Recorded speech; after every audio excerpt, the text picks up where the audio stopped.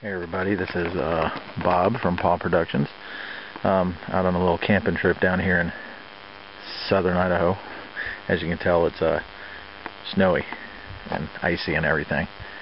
Did a little hike today, probably about 7 miles, and set up camp. And we're going to go over some basics of tarp shelter camping and give you a couple ideas on what you can do. As always, there's 1,001 ways to do this. This just happens to be what we're doing for this trip. Right now, as you can see, there's a tarp in front of me. It's an 8-foot by 8-foot sil nylon that I make, along with the ground cloth. And as you can see, we got there's more than just me here today. And I'll give you a little rundown of what we got going. Right now, we're facing into the wind. Wind's coming from this direction, right into our face. So we've got this set down like this. It's not supposed to shift to the morning. So I'll give you a view of the side here. Don't mind the old uber tactical clothesline stuff we got here.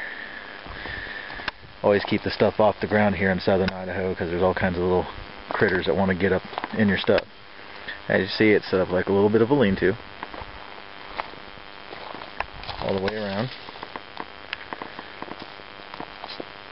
Kind of set it up in this tall grass and with some shrubbery behind this to kind of in a little hammock here to block as much as the wind we can.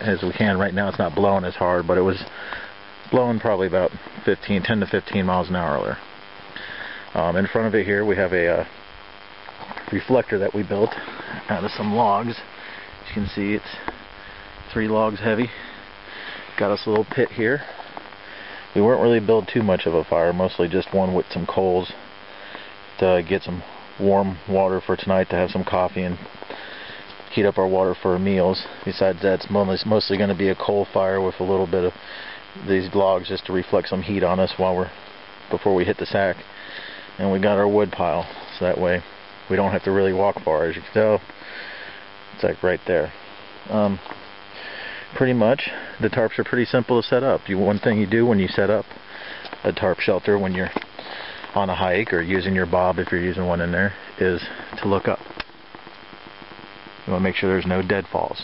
You don't want to set up underneath a tree like any of those dead ones over there or over there.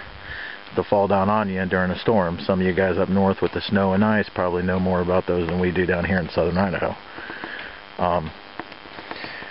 You want to make sure that you set up on an area that's not in a divot, that's not in a hole. Right now we've got not by choice, but we got a little bit of an incline up near our feet, which ain't too bad, but we might switch around. We might put our heads down at the other end by tonight.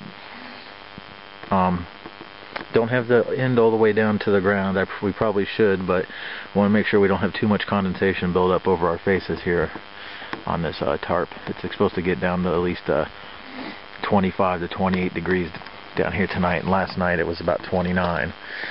You know, so all you guys out there that, oh, southern Idaho, you don't need to have sleeping bags and stuff. Well, email me. I'll invite you along next time and you can brave it without any sleeping gear. Well, basically you could set up this one instead of a lean-to. You already got your center line here, right here. You would run it on between these 2 trees and you'd have an A-frame.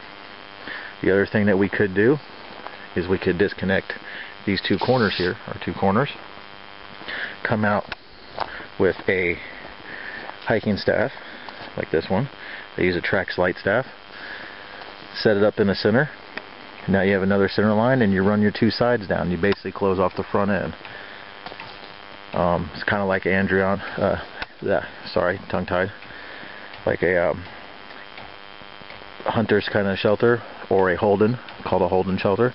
You can also set this up on an angle this way, where it would basically end up being a large diamond, like a flying diamond is the one, or a arrowhead shelter, which is good for a single person. It kind of closes it up really good, you know. And if I was camping solo today, I would probably do that.